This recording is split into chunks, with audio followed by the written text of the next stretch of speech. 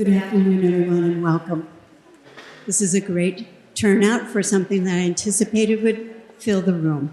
So welcome to our immigration panel discussion that we're having today from 1 to 2. My name is Lori Reinhardt. I'm co-director of West Seattle Indivisible, and I am the MC for today. And this is our last, the third and final presentation series that we'll have this afternoon. I have the pleasure of introducing a fellow activist that is going to be moderating this panel for you today, Jess. I'd like to introduce Jess. She is an active member of Evergreen Resistance, as well as Washington Neighborhood Defense, which you may know as Hwang, as well as participating in grassroots immigrants' rights all across the area. So without further ado, Jess.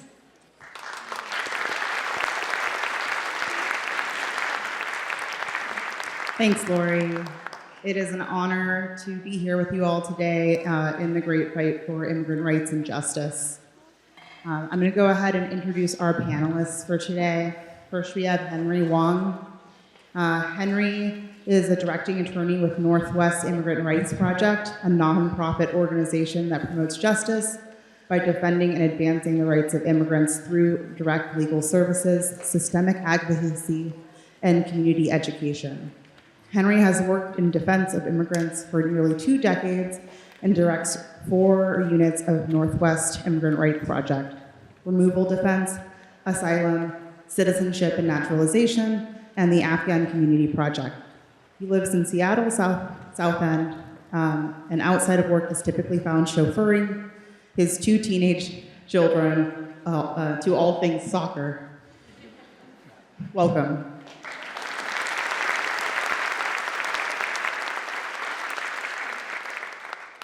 Our second panelist is Sandy Restrepo. Sandy Restrepo is a proud daughter of immigrant parents and the executive director of Colectiva Legal. She devotes her practice to immigration law. She represents individuals in various stages of the immigration rights process, including family-based petitions, deportation defense, naturalization, and non-immigrant visas. Sandy is committed to working with immigrant populations individually and collectively in a capacity that empowers and informs them to their rights. Sandy is currently focused on mobilizing the Buryan community to protect immigrants. Welcome, Sandy.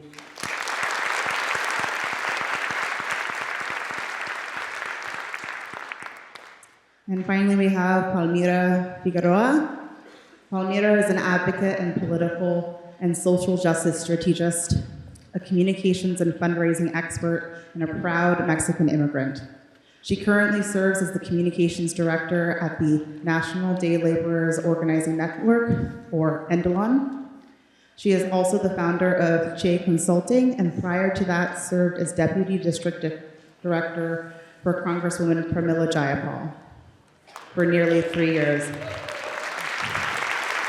Palmira is a leading labor organizer in Seattle and one of the few people who focuses on organizing immigrants, including immigrants who are not yet citizens. Locally, the NDLON campaign is providing a model for local community organizing that intentionally creates connections between workers and communities in which they work. Welcome, Palmira. Thank you. We'll get started here first with about 10 minutes for each speaker, panelist, to talk a bit about their organization and what best they want to communicate to y'all today. And then we'll pivot to doing a Q&A from questions collected in the audience. You'll see folks around here with note cards. You can go ahead and flag someone down if you have a question, write down your question, and we will hopefully address them all today. So let's go ahead and we'll start with Palmira. Okay. Hola, buenas tardes. I want to start first to say thank you. My coworker Jose always starts with a thank you and a phrase that goes, "We love you because you're here." And I really do. I love you because you're here. I will be emotional. because these are not normal times, and I don't feel normal. I don't feel okay. So the first thing I want to start with is a story, and I'm not going to tell it. I want to invite my friend and co-organizer Chris McGargy to come up. Chris is, just come down here. I will give you my seat. Chris is one of our main volunteers for the program that we were talking about before, Adopt a Corner. Chris has been doing rapid response and support and solidarity for the laborers outside the Home Depot in Shoreline. So he's your neighbor, and he's been supporting your neighbors, the most vulnerable neighbors. He has a story of today that happened just 12 blocks from here. So I will give him a part of my time for this. Thank you, Palmira, and thank you to all of you for being here. I think it's valuable to just create some context for all of us to realize this is not theoretical, this is not simply Minnesota or Portland. This is here, and it's happening now. I'm a little shook up because I haven't had a time to process or breathe from what happened this morning. I'm part of a Adopt a Corner group here in Shoreline. I'm a Shoreline resident of 23 years. My kids graduated from Shorewood High School. And since August, I'm inspired by NDLON, the National Day Labor Organizing Network, a group of us who live close to this Home Depot at Shoreline at the Costco Plaza, have been showing up with a regular physical presence at that hiring site where the men gathered near the Bank of America in the northwest corner and have for years. We show up with food and coffee and conversation and know your rights information, and we built relationships and friendships with them over these many months. And I'll mention just briefly that it all became very real a week and a half ago on the Thursday, January 15th, when I got a call from one of the men that ICE was there detaining someone, and we rushed over. And the summary is 2 of our friends were detained. One was deported 2 days later, and the other young man is in the Northwest Detention Center in Tacoma right now. I visited him there last week. So it became very real. This morning, I was not even fully awake when a call came at 8 a.m. That the men saw 2 vehicles in the parking lot of the Home Depot. They looked really suspicious. So I and several of the other volunteers raced over. Indeed, the vehicles were suspicious looking, and one man had a covered mask and a police vest on. And as we approached and began filming, both vehicles just left at a crawl.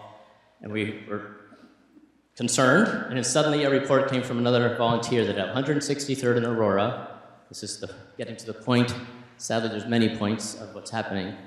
At 163rd and Aurora at 8:30 this morning, those 2 vehicles that had been in our Home Depot lot converged with 3 other ICE vehicles to detain a man.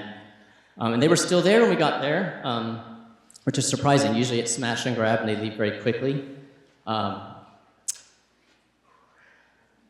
But the reason they were still there is because there was a 3-year-old boy in the back seat of the detained man's car, and they couldn't leave. They were waiting for family to come get him.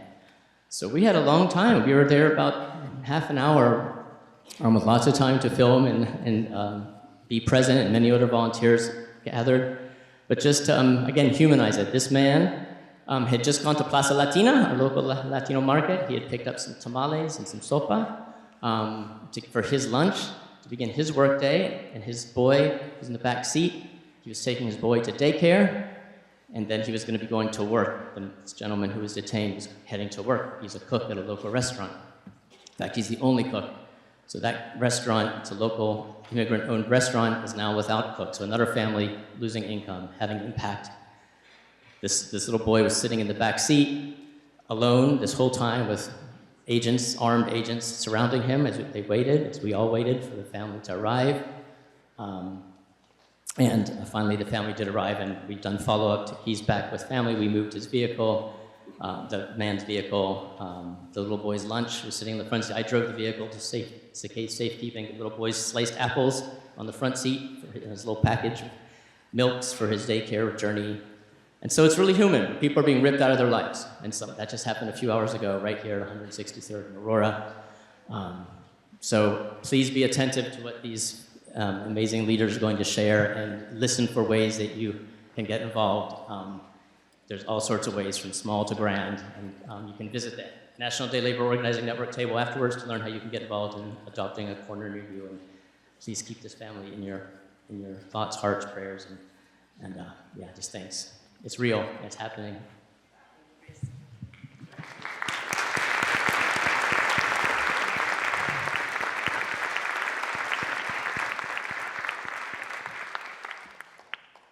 We all woke up today, the ones that are connected to Adopt a Corner or to a rapid response signal group, to a lot of messages about this happening. I hope that most everyone here is maybe familiar with those terms. Rapid response is a group of people that are trained by a local, a statewide, or a national organization and kind of know what to do when something like what Chris explained happens. Now, we all know we're living unprecedented times, and this could get more dangerous. And I want to acknowledge that we're speaking right after the passing of another man that was trying to support their fellow neighbor on the streets of Minneapolis. Second death that we know of a white person or non-vulnerable person supporting their neighbors. With that, I just want to say, and I see a lot of kids in the audience, and I want to be caring about that. So with that, I just want to say that this is an important moment, and also that a few of us, maybe my compañeros in this table, understand that a little better. We've been telling you for 20 years that that abuse is happening to our communities. Not only to the immigrant community, to the Black community, to the people of color community. So I just wanted to say that in a kind way. The kind way is, I'm so glad you're here. If you've been here for 20 years, I love you. If you've been here for 2 years, I love you. If you've been here for 1 year or for 1 day, I want to welcome you. But also, I want to welcome you with the understanding that this has been happening to our people for generations. And if that you're new to this work, we welcome you and we'll train you and we'll stand in solidarity with you in order to support our immigrant community. Because there are these cues that this regime is using to actually take over the country. I hope everyone here knows that. And so with that, I want to give a little bit of background of what we do, what NDLON is. It's a national organization. We have a very tiny presence in Seattle. We are 2 staffers in Seattle, so it's not really big. And my work is national, and my compañera Emily, who I don't know if is here in the audience or at the table, is doing the whole Adopt a Corner project for the whole nation. With that, I'm saying we have national work, very small resources locally, and we need you to expand and grow and organically be present as neighbors and take caretakers of your own people. That's the way and the basis of our work. Our work is based on the idea that only the people save the people. We only save each other.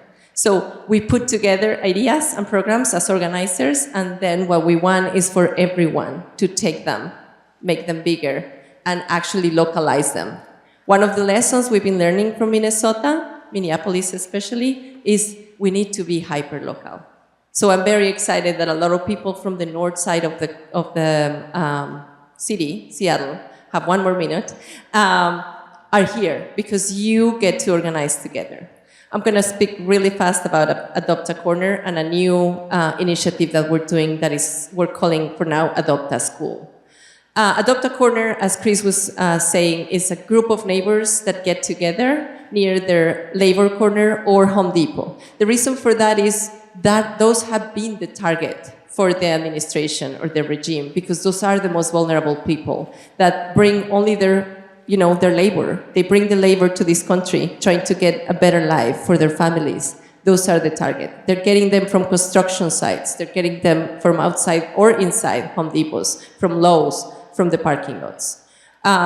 So they're not targeting criminals. That's the first information that we have to absorb there. And then the other one, we have the responsibility to go get and meet those people, be their neighbors, be in solidarity with them, and try to train ourselves on rapid response and have support there.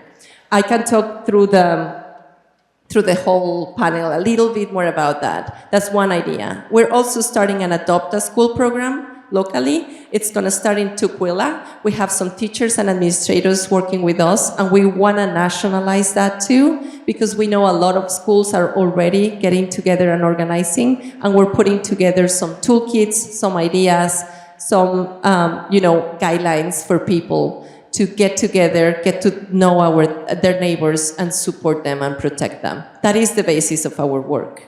That's how I'm going to finish it. Solo el pueblo salva el pueblo. We're not doing anything that you cannot do every day in your lives. Get to know your neighbors. If you didn't know that you have neighbors that are vulnerable and immigrants, you have to know it now. And you have to extend your hand and solidarity to them because they really need it. Thank you, Palmira. Thank you. I think you'll hear a lot today about how important it is to be coming together as a community right now in order to defend our neighbors. So without further ado, I'd like to pivot to Sandy to talk a little bit more about what you do. Thank you. Thank you so much, everybody, for being here. And thank you, Palmira and Chris, for all the work that you're doing. As was mentioned, I come here wearing a few hats, too, I think. I'm also, besides being an immigration lawyer and executive director of Colectiva Legal del Pueblo, which is a nonprofit based in the city of Burien. We've been there 13, almost 14 years in that community. We've started that organization knowing that from the beginning, we started in 2012 during the Obama presidency. And as Palmira said, and I'll echo, unfortunately, I've had clients that are 2-3 years old since the beginning. I am so glad that now folks are coming in and realizing this because, we've been yelling about this and crying about it and working with folks for decades because this has been the kind of cruelty and inhumanity that has faced our immigrant population. And so I am also glad that you're here. And what we've been doing is we've been fighting on multiple fronts to protect our neighbors in our community, both in the courtroom as lawyers, we do deportation defense, but also in the streets. What we have been doing, and if you see, I have my Weissen hoodie. I was part of starting the Washington Immigrant Solidarity Network. It actually started in our office at Colectiva in 2016, the day after Trump was elected. We did not have a statewide established network at that time, and with partners like NERP and One America and other amazing organizations, we said we need to be ready to fight because we weren't ready then, and we're ready. We're more ready now. We definitely have more structures in place. And we started the hotline and rapid response teams. But to have a statewide structure and network, which is that centralized, is great. But also we do need to have these hyper-local, everybody in every place. Like not one organization is going to do it. Weissen is not going to be able to do it, and Colectiva, it's going to be all of us. We're going to do this together. And so we saw that in Burien. We got calls from folks that there was, vehicles. Burien is a heavily immigrant community. And so it was not feasible for folks that were, trained and ready to go in a rapid response group in Vashon Island, for example, to get to Burien in time. And so what we did quite nimbly, because some of that structure wasn't in place in my city, and I live and work in Burien and my kids go to school there, and so it's my home, is that we said, let's do a rapid response training in person. We did that in June of last year, and we had an overwhelming response. Almost 100 people showed up, and we trained folks to do rapid response in person. And since then, we started a signal group, and what we've been doing is patrolling in the mornings, because what we've seen a lot of times is that once things hit either social media or group chats or WhatsApp, it's too late. As Chris was mentioning, it's like smash and grab, like they're coming in, grabbing people, and sometimes we're not there to be able to support, witness, and let them know what their rights are and all of that. And so what folks have been doing in our community is just patrolling in the morning. We know the patterns of ICE that they've been coming in at between 5 a.m. and 7 a.m. and getting people on their way to work. One person in particular was taking his son to school, his 15-year-old son, and ICE let him go. He had to walk home. It was just across the street from Burien City Hall, and had to tell his mom, like, they took my dad. Luckily, we were able to get him out on bond. He was transferred from the Tacoma Detention Center to a detention center in Louisiana in the middle of the night without warning to him or to me as his legal counsel or to his family.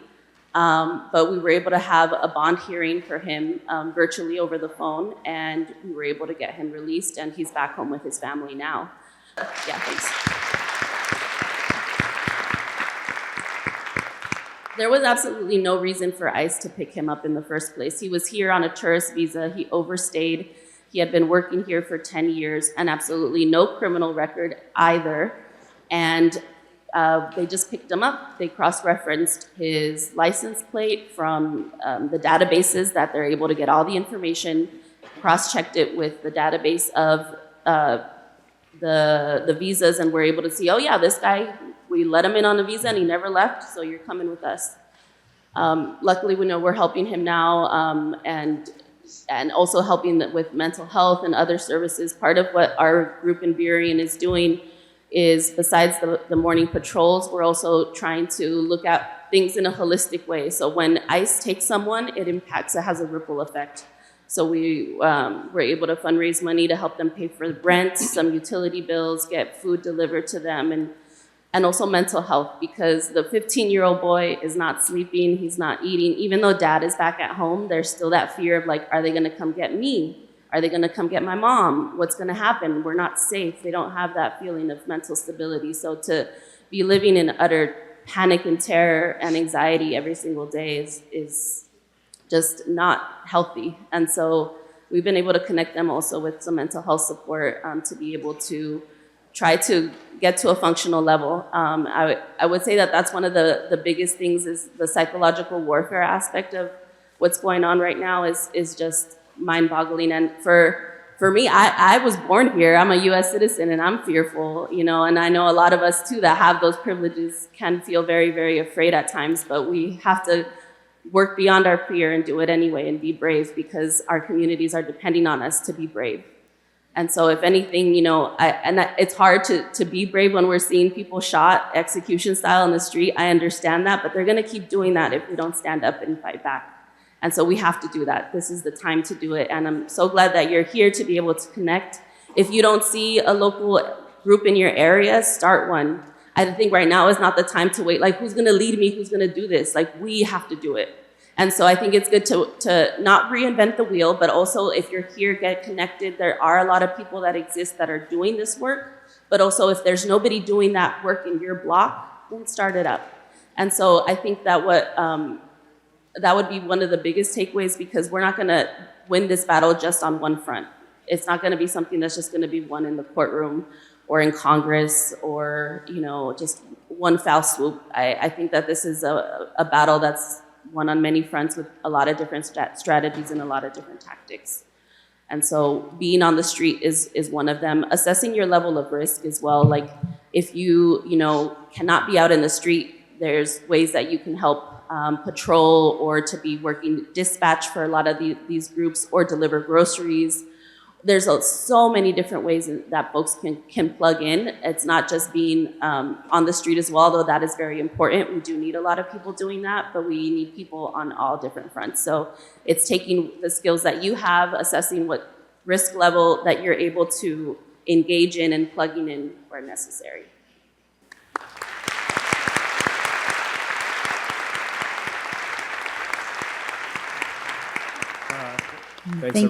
Thank you, Sandy. I just want to remind everyone that we are taking questions after the panelists speak, to just introduce themselves and talk about what the work that they've been doing. You can see someone over here who has the note cards. Feel free to wave your hand down and we can get your questions in. All right. Now we'd love to hear from Henry. Thanks. Yes, I'd actually like to hear from you guys too, so I'll try to keep my remarks relatively short. Thanks everyone for coming out. My name is Henry Hwang. I am with the Northwest Immigrant Rights Project. We have 4 offices, one here in Seattle, one in Tacoma where the detention center is. But we also have 2 offices over on the eastern side of the state in Wenatchee and Granger, where several of our immigrant communities live. You know, I don't want to repeat all the things that Palmira and Sandy have said. I've worked with both of them, and you know, I don't want to bore you with more details about how urgent this is. So I'll just say, to give you a broader overview, you know, there's about 1.3 million immigrants in the state of Washington, people who are foreign-born at one point. Now, there's probably maybe 400,000, almost up to 500,000 of folks that are either completely undocumented or at risk of being immediately removed. It seems the only thing that's restricting more arrests right now is prison space. They have one detention center in Tacoma, and that holds only about 1,500 people at a time. And since this past year, it has been at capacity basically every day. What you're seeing now are sometimes they're arresting people when they're going in for their green card application interviews. There's no more space, so they're just holding them there. There's families at the border that are being detained in rooms that are meant to be holding cells for 1 hour or 2 hours while they look over your travel documents. There's families that are in there that are there for weeks. So there's a lot of things that we read about in the news and we see, but there's things that you don't see very often. Renee Good and Alex Preddy, it is important to say their names, and it is, though they're sort of privileged that their names roll off our tongues, right? As Palmira had mentioned this before, you know, there are countless immigrants that we don't have the privilege of naming them. There were over 30 people that died in ICE custody last year, and we don't know their names, right? They don't have the privilege of having coverage, even though one of them apparently was choked to death by agents. Now, it is important, of course, to understand, I think, the trajectory of what this administration has done, right? When he came into office, and even before, he was talking about the worst of the worst, criminal aliens, he would call them. So that was what purportedly he was going after. But very soon we recognized that he was really just going after all immigrants. And soon after that, it was really anyone who was basically a shade darker than most folks in this room. And now we see that it is not just that, it is really just anyone who frankly opposes this administration. So I think if you believe that that is accurate, then really this is about whether you're ready to stand up against an authoritarian regime. Now, I do want this still centered on what's happening with immigrants because they right now are the most vulnerable and bearing the brunt of these policies. So I do want to urge, saying the same message that Sandy and Palmira has said, which is just take that next step, right? If you think that this is happening and you know that this is happening, then it really is your obligation to stop it in whatever form or fashion you can. You know, all of us have different abilities. At Northwest Immigrant Rights Project, of course, we love when we have pro bono attorney volunteers. But we also take translators or even people who will show up to court to accompany people to make sure that ICE doesn't arrest them. And whatever level of ability you have, as long as you have sort of the will to stand up against what's happening, I really hope you do take that next step. So thanks, everyone.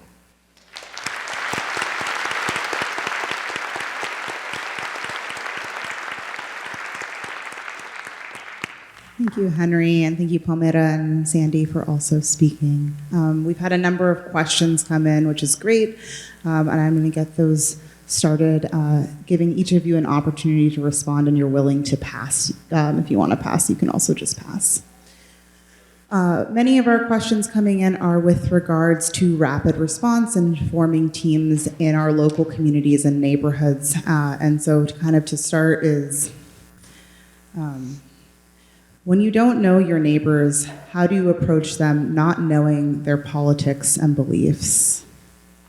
Should I start? Yeah, if you want to start. That's a wonderful question. I believe that the root of that question comes from that inhumanity that they're trying to portray on all of us, and that they're trying to push on really trying to make us see the other as the other. No one is the other. The person that doesn't have the same politics like you doesn't have to be a MAGA covered face goon, right? They might have some misunderstanding. They might not have all the information you have. That doesn't make them your enemy. And I think that's really important to say and keep saying it. We cannot keep a nation divided as it is right now. We're not the good and they're not the bad. I really don't believe that. I don't buy that. I believe in the goodness of human beings. And I believe that they're killing their souls as they do their work. I'm talking about ICE. I believe they're damaging themselves as they attack my community. But I don't hate them for that. They're still human, and I have to humanize them if I want to be human. So the way to talk to your neighbor is just to talk to your neighbor and approach them and say, what's your name? I live down here. Are you a part of any support? Do you need any support? Do you know if there's in the neighborhood, if there are families that need us? Go to your school and ask, is this school full of immigrant kids? I want to support. How do I support you? How do I protect the children? Right? And so we just need to understand that we're all humans. We should talk to each other. It doesn't really matter if you have different politics than me. I think a lot of people that thought they had the right politics are understanding that their politics are killing and separating families. I think a lot of people are seeing that. Maybe it's better to talk to them so they actually are not ashamed of themselves. And we humanize them. That's my response to that.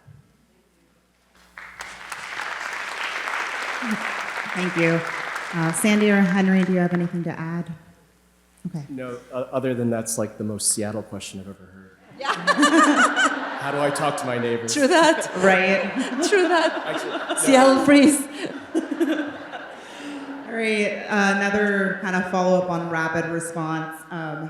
How do you get connected to your local rapid response group? I know we can talk to our neighbors, but there's already established rapid response groups and hyper-local groups and vetted chats and Signal. How do we get into those?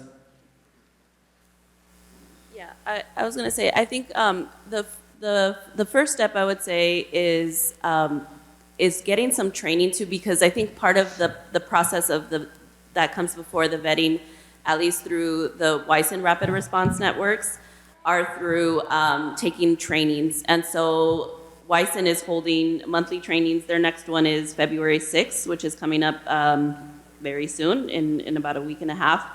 And all their trainings are online. They're not like on demand or pre-recorded. You have to attend, and then and you have to attend the whole training too. I've told folks, because I've had folks that don't attend the whole training, and then they get the email confirming thanks for attending, and you'll be now, vetted. And so I definitely urge folks to go to WISN.org. It's WAISN.org, and then on their menu they have a trainings, and you can sign up for this training. And to be able to have that first, because also we don't want you to go and be a part of a rapid response team and not know what to expect. And so that's going to be harmful for you, harmful for the folks that you're trying to help.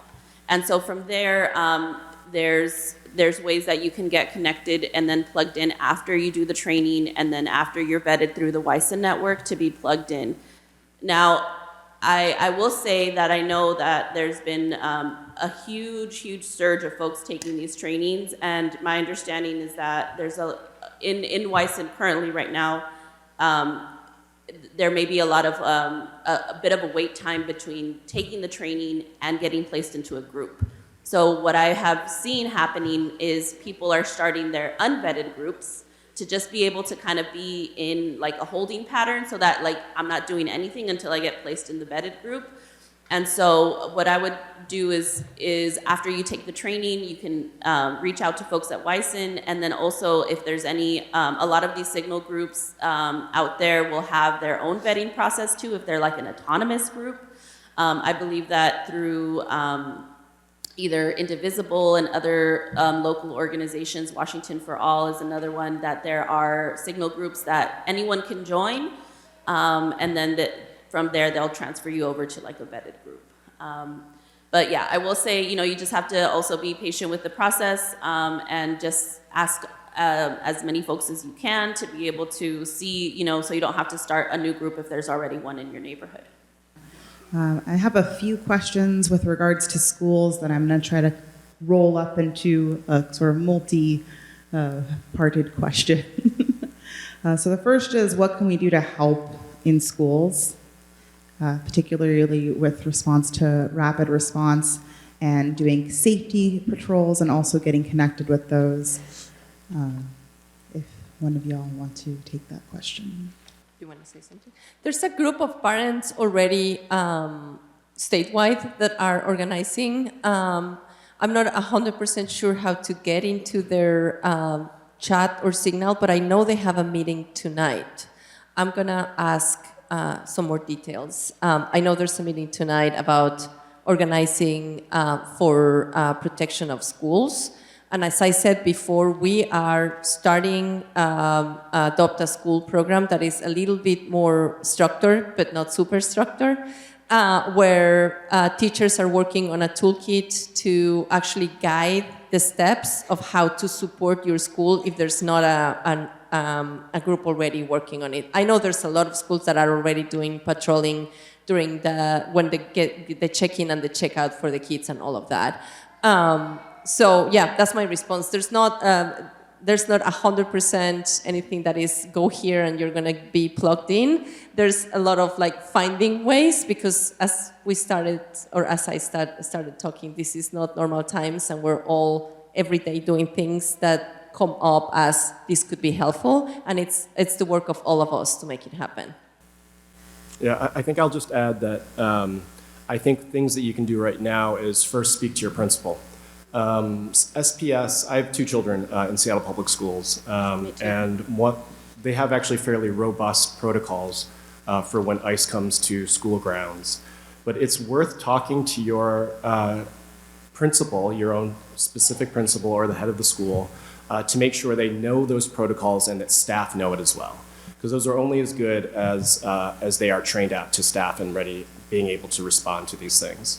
Now, when you're having that conversation, I think it's also worth bringing in the PTA and asking what are the gaps in this. Because usually what we're talking about, in my mind, the bigger fear, because they have protocols in place, school grounds are generally fairly safe, I mean, in terms of ICE enforcement, but it's the surrounding areas that usually there's gaps. And working with the PTA, knowing what the difference is between, is it a lockdown or is it a hold in place, and what the different procedures they are, and how quickly that word gets spread to the PTA or to the student body or to the parents.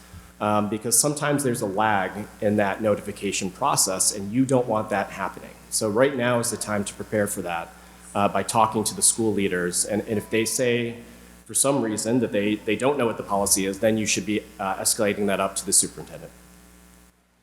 Yeah, and I will add too, just to put a plug for NERP, that there's a Know Your Rights for K through 12 for parents and educators on the NERP website that's pre-recorded with slides and stuff if you want to have more information about that. What ended up happening last year, because schools, churches, and hospitals used to be secure, safe locations, sensitive locations, and ICE was not allowed to enter.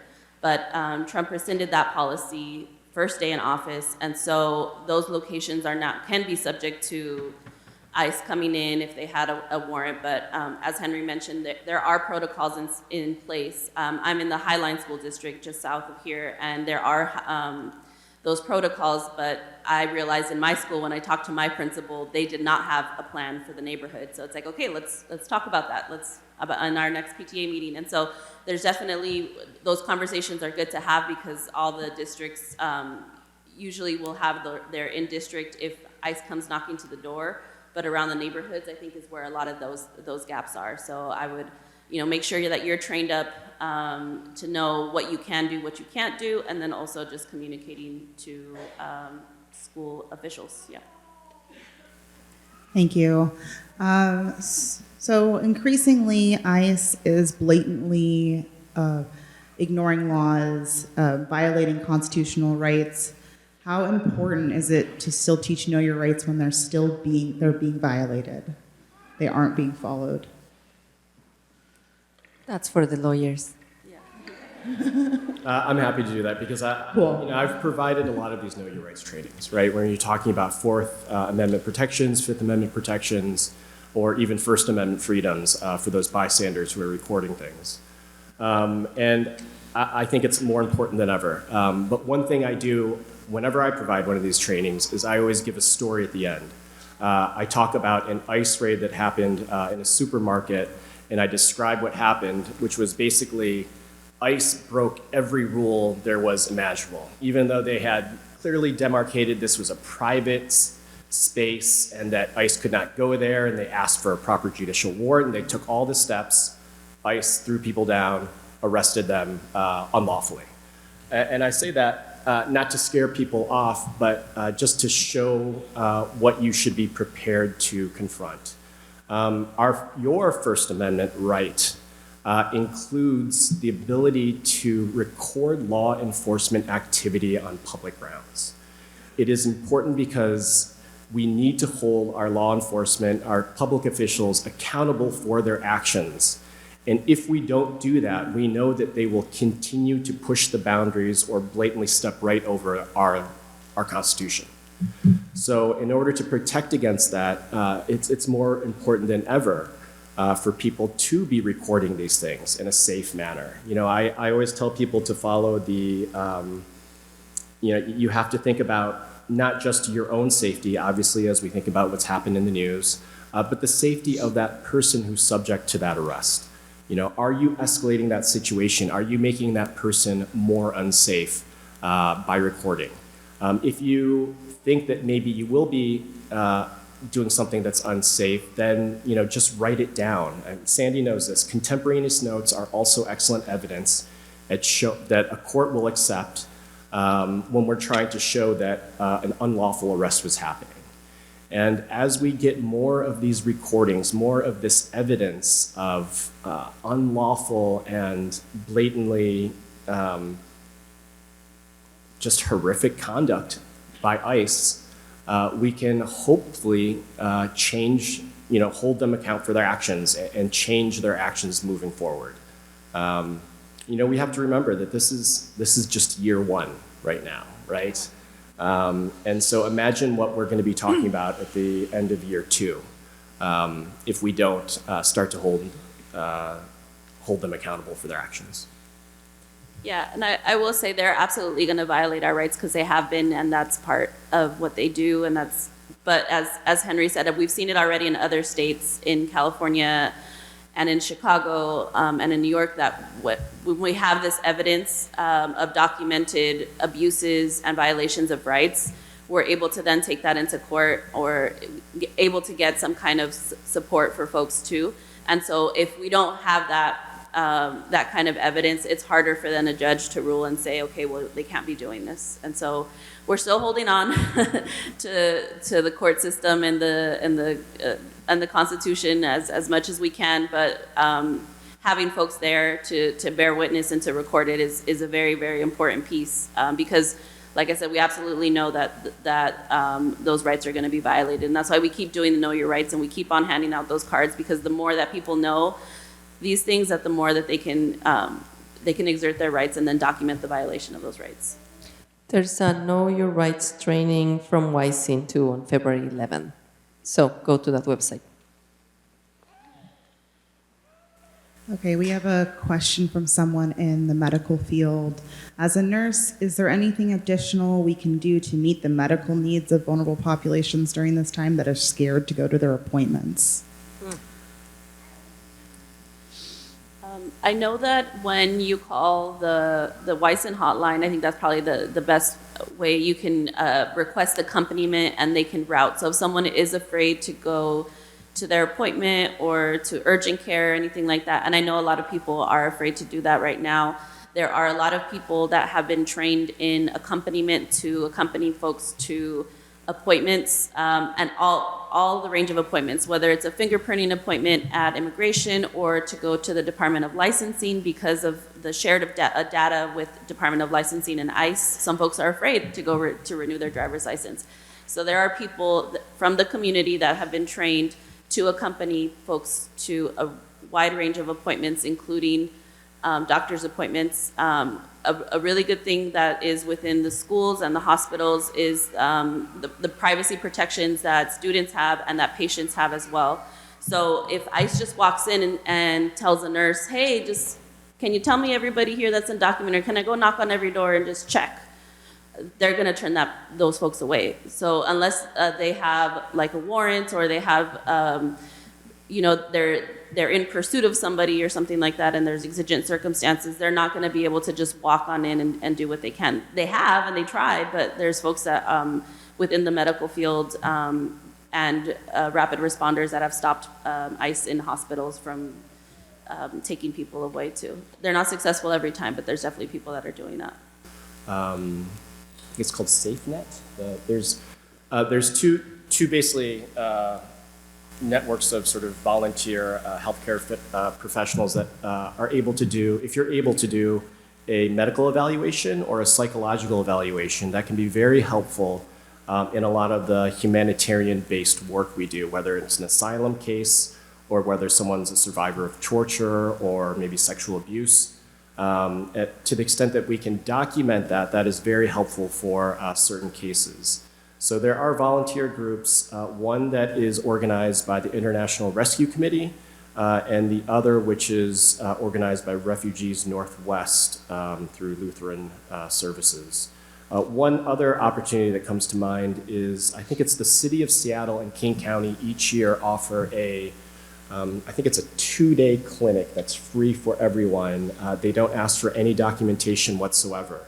And this would be, I think any sort of healthcare worker, a wide range of people would be needed for this because they offer dental, vision, and medical care at these events. And I've sent my clients to them all the time, and they're very, very useful. And for everyone, accompaniment is really, really important. So if you have time and you can get the training and get to do that for families, it's really, really key right now. Go to the hotline and you can check, you can call 1-844-724-3737. That's the Wising hotline, and they can give you resources there. One more time. 1-844-724-3737. That is also the line you call if you see ICE. In order to report a sighting of ICE, you need to have a little bit more information. So maybe a good idea to just share with you right now. It's good to have a video. It's good to have a specific location. It's good to have proof, even on a picture or a video, that it really is ICE. Because what Wising is really careful about is to not spread rumors. And just making a point here too, that the rumors can cause even more fear. Sandy already talked about how families are living right now and the impact of their families being taken away from them. So being very careful and about not spreading rumors is really, really important. It is key for this work and for the safety and mental health of our communities. A question from the audience. 2 people asked about helping with grocery delivery for families that are afraid to leave their home at this time, and specifically what organizations can plug people in with families. How do you find families to support, and are there other needs and services aside from groceries that folks can help assist with? Yeah, I know we're doing that in Burien on a very hyper-local level, but I unless y'all know of a place, I don't know. I think that there's a gap there. I don't think that there's someone or a form that folks can fill out to get delivery services. I definitely think that that's a gap, and someone or group of folks want to take that on, because I keep getting asked that and I don't know where to send people. Same. Yeah, I think that's a really great thing for a group of people to organize. And I know that there's big organizations like Foodline and others that might be willing or, maybe even wanting a group of volunteers to start delivering to families. So a really good opportunity there for an entrepreneur, for a social justice entrepreneur. Super Familia is the organization being shared with from the audience. Super Familia is looking for people to donate. To deliver. Donate and deliver. So donations and meal delivery, but check out Super Familia. Oh, great. Ballard Food Ballard. Bank delivers. Okay. Thank you. Thank you. Thank you. Interesting one. Some resources. More focused around direct action. So what are the prospects of interrupting the supply chain for deportation, like shutting down the detention center and ending deportation flights? Well, let's see.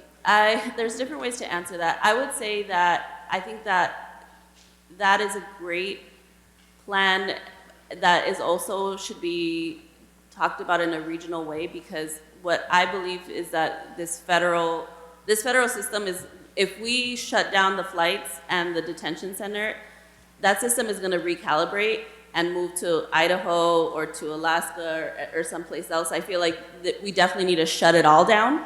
But if we're only thinking about the Tacoma place, then they're gonna just open up another spot, right? And so I think it's important to try to look at how we can make their jobs very difficult and shut it down.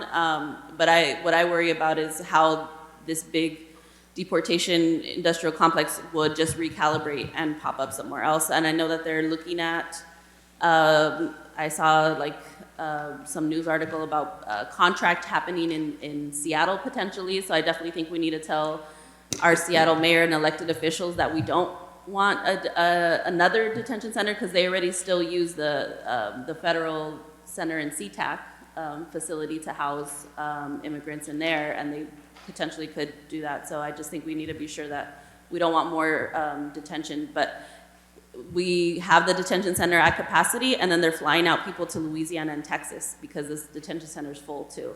So I think it's like a larger strategy, but I don't have the answers.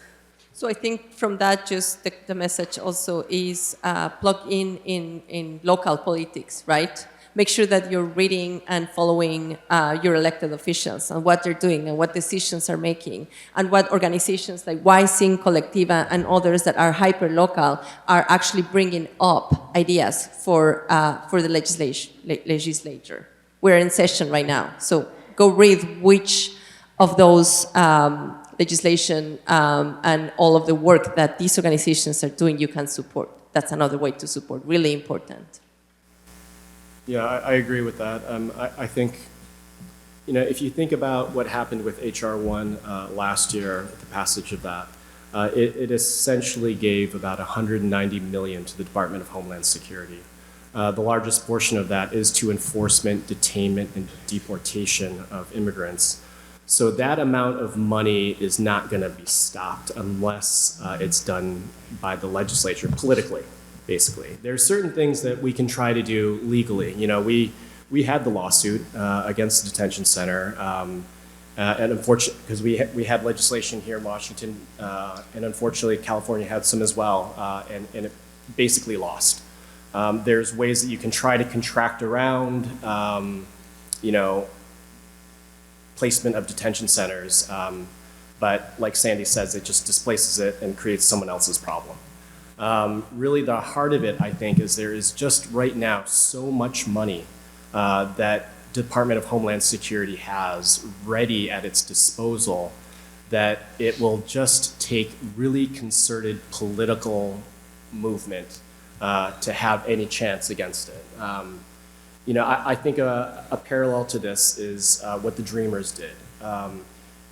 DACA is probably one of the greater protections that was created in the past few decades.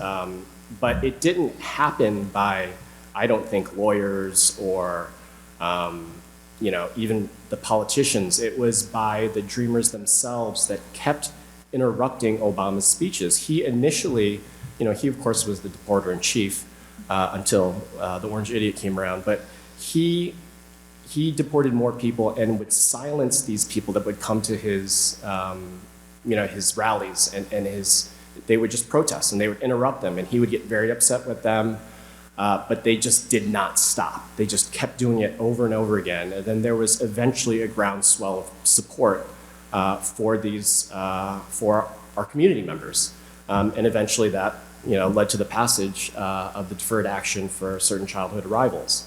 The Dreamers. And I think that a similar movement really has to begin against ICE like that, where it really needs this sort of groundswell of support from the people, not from just the courts, not from just lawyers or politicians. It's actually the people that have to make the change with the numbers that we're talking about.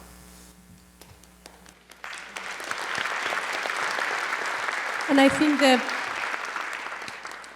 the reminder here too, when Henry speaks about ICE, is that ICE is a fairly new organization, and it started right after 9/11, right? And so, and the reasons why the government thought that an organization like that was needed, and also, just again, we've been telling you to abolish ICE for a long time, and it sounded really radical, but it's really not. All right, everyone, we're just about at 2 p.m., so I'm going to ask Henry, Sandy, and Palmira to just share a couple final words with us on that you want to share with the audience here. I just want to thank everyone for coming here. I think the big message is really just to take action, right? We see what's happening. It's not just happening to your neighbors, it's going to be happening to you. So if that's the kind of America that you want to live in, then do nothing. But if that's not the kind of America that you want for yourself or for your children and neighbors, then you really do have to take action, and I hope you do. Thanks.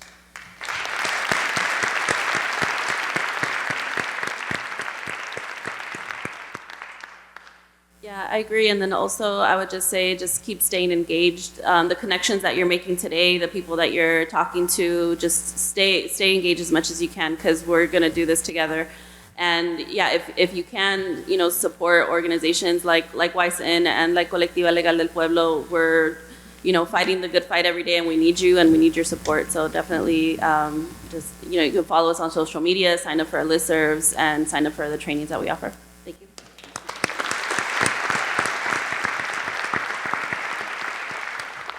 Yeah, I think that the same. Thank you. Thanks for being here. Thanks for using your time for others. It's really important. Be kind with each other. Be kind to your neighbors. And my dear friend Chris here brought me a paper that says, I forgot to say, best way to support day laborers at Home Depot is to hire them. So yeah, use your money to support those most vulnerable right now. Go to those immigrant own businesses and support them too. That's the way to support too. And yeah, I will finish with the same thought. Only the people save the people. I really believe that. And it's by our action that we will get to live in a country that is fair for everyone.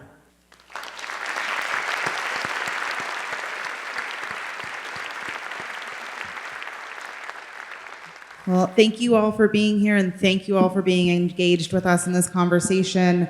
And go out there and get active.